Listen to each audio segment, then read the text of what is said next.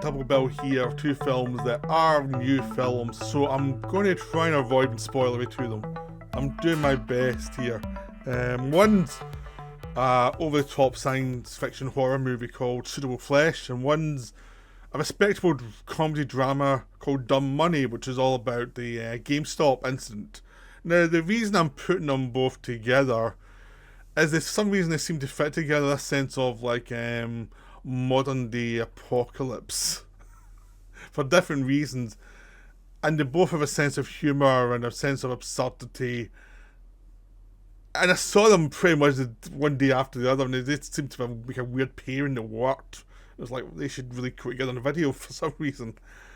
I'll start off with the disreputable one, which is Suitable Flesh, which is directed by Joe Lynch, but it was a Stuart Gordon project. Stuart Gordon, if you know horror, made Reanimator, From Beyond, and a bunch of horror sci-fi films, including things like Space Truckers, which I liked a lot. And he went up and down the budget levels. He almost did Honey, I Shrunk the Kids because it's his idea, but the Disney administration it wasn't a good mix. So he worked better when he was left alone to do his thing, to be as extreme as he wanted to be, and to have his own personality. So he might not have the best special effects, but they'd be his films. So he worked within the low budget range, working with Charles Band at times, working with different people. Some films would do better than others, but there was a consistency. They were his films. So Stuart Gordon died before he could make Suitable Flesh, which is his return to Lovecraft. So the work had been done in the script by Dennis Poirler. I don't know how you pronounce his surname. Sorry. Or Poley. And who had done worked on the Lovecraft films, Reanimator and From Beyond with Gordon. So that work had been done. So Joe Lynch was brought in to do it. The same way there's a new Living Dead film from George Romero he'd worked on before he died that's now going to be directed by another director. And it happens, some two directors die before they do the project and someone else come in and do it. And the good thing is Joe Lynch obviously respects Joe Gordon, so he's not trying to make it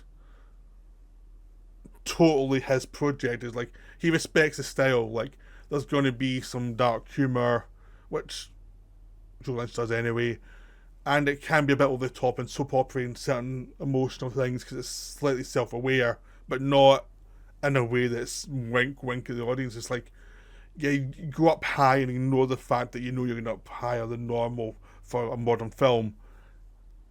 And so they do that as well. And it works perfectly fine. You can figure it out in a couple of minutes. This is the style. There's voiceover that's done slightly over the top, but it's self-aware that's over the top. And they know it, and you know it, and it's fine. It's just fine that this is what is going to go on. And if you're into that style, you're going to watch the film. And if you'll know within 5 minutes if you don't like that style, you'll be like, nope. It's that thing, it's like, it makes you aware of this is the style, this is over the top. We could have been a bit more subtle. But I wish the film would have worked as well. It needs that energy. I think one of the problems I find with a lot of modern films is they're too scared to be silly. So they have to be serious and they have to be respectful. Even though by being serious and modern, they become silly in a very different, more boring way. It's like, just put it all out silly and it has its own effect. And so the film is very aware of what it is and what it needs to be, and that's what's joyous about it.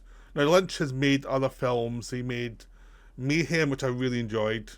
I covered that when I covered the James Gunn produced film that's run at the same time about the office people going mad genre. He did Everly, which I enjoyed with Sam Herc. He did Knights of Badassdom, which was taken away from him. I still enjoyed the film, but I don't know what the original one was. So I've seen quite a few of his films. I've enjoyed them. This one feels like it's one of his films, but not at the same time. You sense a director making the film in a way that some films you sense a DP making the film under guise of producers, and the director's kind of there, but everything's very vague. This one now It's like, it goes so over the top at times that, yep, the director is sticking to what the original intention was. So the setup really is uh, a creature can inhabit other bodies through the use of like this old language that means it can transfer over to bodies. The person has a fit, and then it's inside the body. And if it does it 3 times, that means it can stay in the body. Once it's done it 3 times, that's it. Left the other body, another body will just die and or be killed. So a young man comes in saying someone's trying to possess him to this psychiatrist played by Heather Graham. She doesn't believe him. She thinks he's going mad because she's dealt with that kind of thing before. But she's a weird attraction to him. He's a young guy in his late teens, early 20s, and she's a middle-aged woman in a marriage to a guy who's just lost a job. So she's things are going well enough, but not great. And in whole melodrama, 40s, 50s type melodrama, she has an affair with him. And they play it up, and she's feeling guilty about the whole thing. And they just play up the whole idea that, these are people with flaws and who have, they may portray themselves as, like, good, decent people, but they have their own little demons in there, which the actual demon can take advantage of. And it becomes a body swap horror, body jump horror, where once a demon gets into the body of a woman with Heather Graham, it starts to enjoy it. It's been going from man to man for a long time until it enjoys being a woman. And it just has a lot of humour. It's got a sense of humour about the difference between genders and what people say they want, what they actually want. And it's the same way Stuart Gordon films in the past would throw in, like, this is a convention of what you would want in a genre, but let's go much further and make people uncomfortable, and let's make the mad scientists really mad. Let's have some strange psychobabble that is kind of fascinating but weirdly odd at the same time. This film has tons of that. This film has, like, a monster from God knows where influencing things. It's an old god monster. There's plot explanations that the film admits don't make sense if you explain to someone else, and that's what the monster works on. Now that could be done in a modern type of film, but it tends to become very boring the way it's done now. But if you do it in a slightly over the top, kind of bit campy way, it really works. It really delivers much more fun because it allows you to just go a bit crazier. It reminds me a lot of De Palma's Raising Cain, where it also knew that part of the fun of the whole thing was this setup could be really absurd, but you have to take it seriously enough, but you also have a need of a sense of humour about it, and it creates this dynamic that's more fun to watch because we're aware of the melodrama, but also means we can be a bit more wicked with the humour and with the motivations and say we're not as nice as we like to suggest. And that's what this film has going for it. It gets crazier and crazier as the film goes on. Everybody gets to play both the good person and the villain. So they can be the person. So you can be so the young guy can be the guy who's scared of possession. He can be the possessed person, or he can be playing Heather Graham in his body, trying to avoid disaster. So he gets a lot to do. Heather Graham gets to play the possessed, or the apparent same person whose life is going to hell. Her husband, the actor playing her husband, gets to play the poor sad sack who's lost a job and suddenly dealing with his wife going a bit kinky on him. And Barbara Crampton, who's also one of the producers who'd worked with Stuart Gordon in the past, she gets to play the supposed sane person who also had their own issues in the past, which is played up for melodrama, and then having to deal with this absolutely crazy situation that's exploded in front of her. And then you get to have possessed bodies coming back from the dead. It just ups the ante of the crazy as the film goes on. And it makes it so that to destroy this creature is much harder, and just human beings and human life and what they will or will not accept makes it so much harder. Because so they say, you can't do that, that's crazy. And it's like, no, that's actually has to be done. Nope. And again, in a boring, more modern film, sometimes they take it so seriously you lose the fun. But here you have the fun of human beings are really annoying sometimes.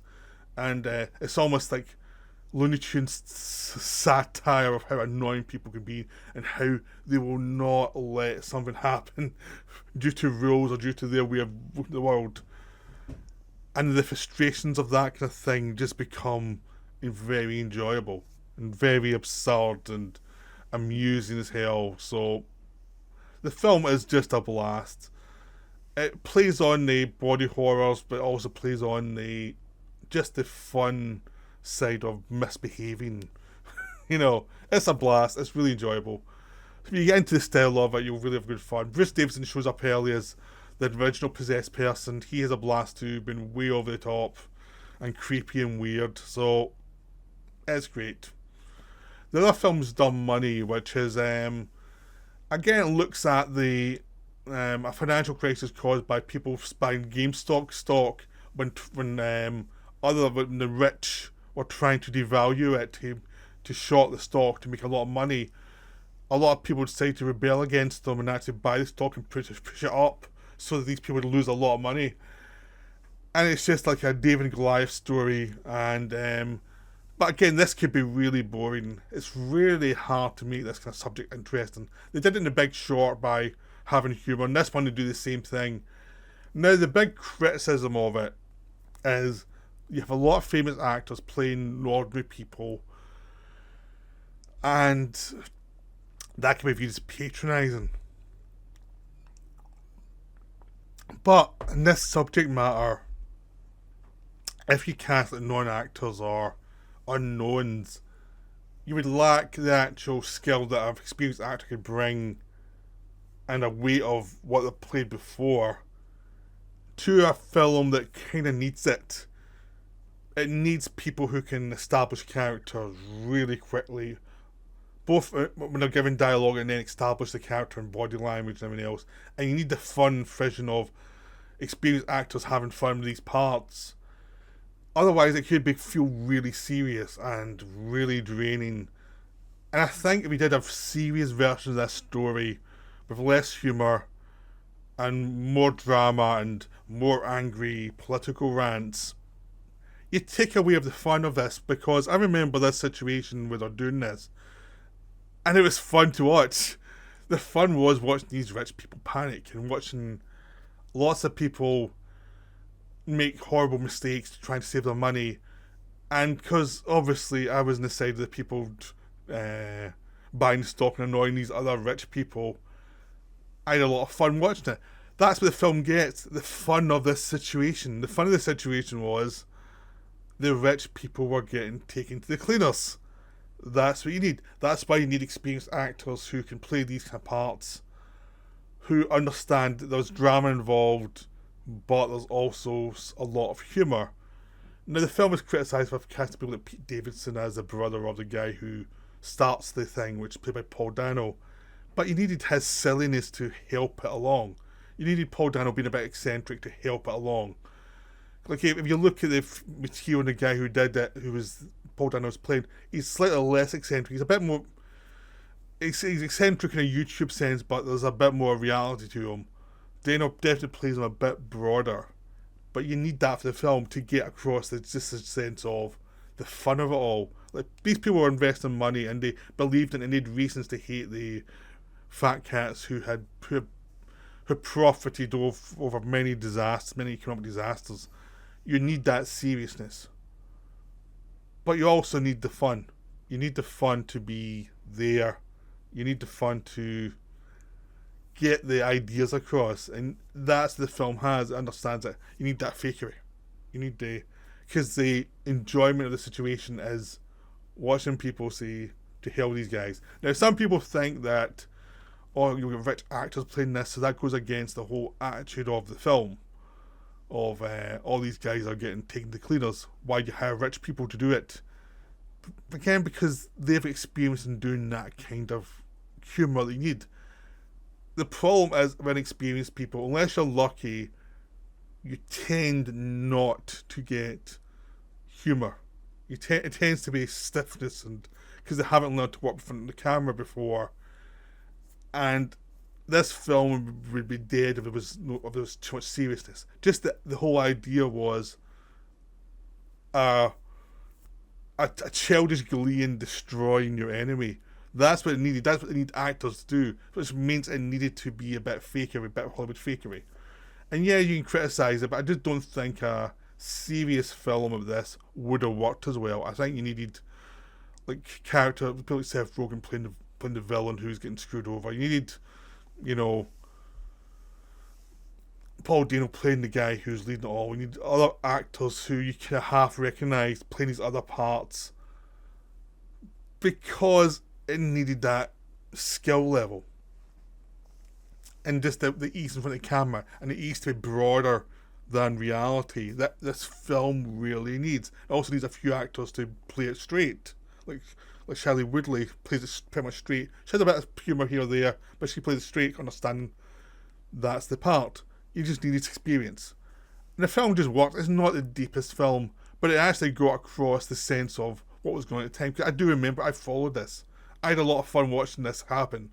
This was one of those ones that was like bits of news that I kept on following because it was just enjoyable to watch this happen. And the film kind of gets the energy of it.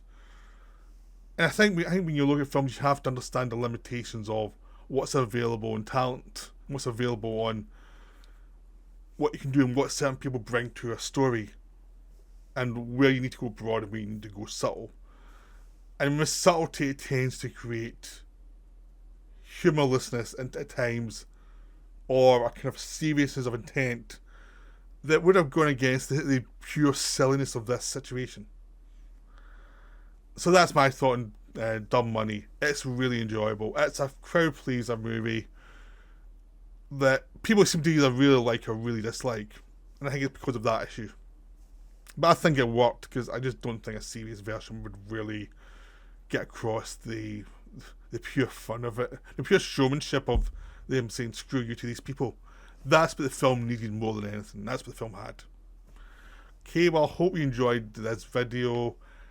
Again, I was trying not to go into spoilers about certain things and not go into tons of detail because of both new films. So, hope you enjoyed that. I'll be back soon with some more.